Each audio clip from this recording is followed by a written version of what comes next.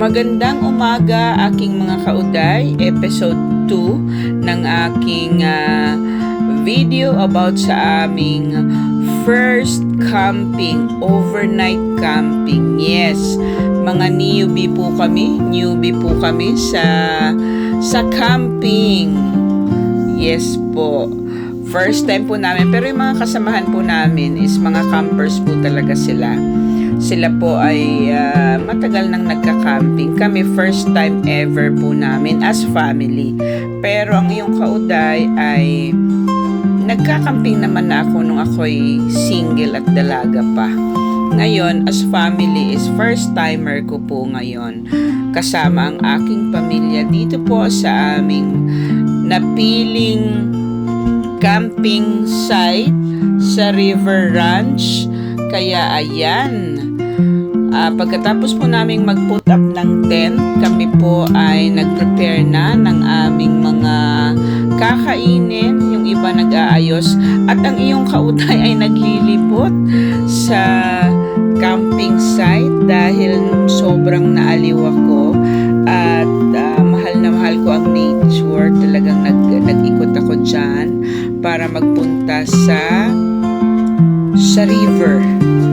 Yes, river. Yun.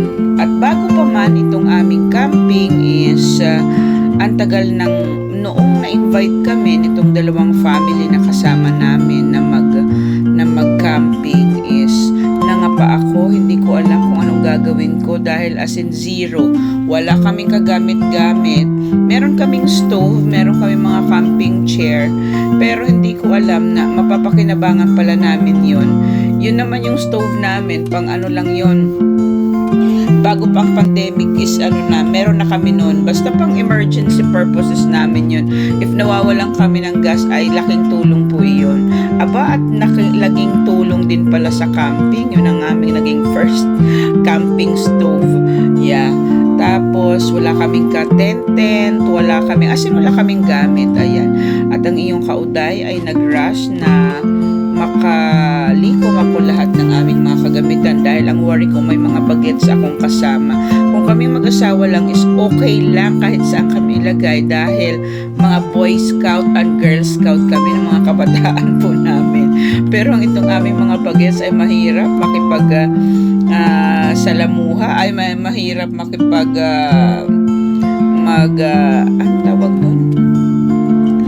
Mahirap.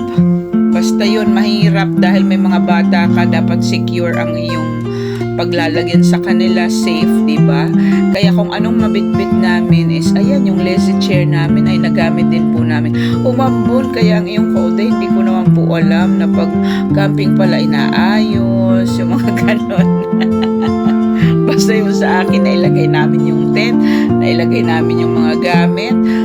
Ayun, inilagay ko lang. Basta alam ko lang kung saan ko dadamputin is okay na. Inaayos pala, may setting pala ang camping, diba? Sorry naman. Dahil first timer nga, at least siguro sa mga darating pang camping ay alam ko na ang gagawin. Mga bagets, so ayan, nag-i-enjoy po sila sa kanilang s'mores. Diba? Grilled s'mores.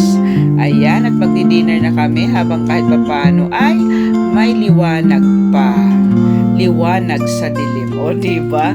Ayan, kakain na po kami habang medyo maliwanag pa para pag madilim na ang gabi is mag-relax na lang kami, chill na lang sa napakatahimik, napaka-cozy na ambience sa aming camping site. Ayan, board games nila habang kaming mga bets, kaming mga oldies ay kakain.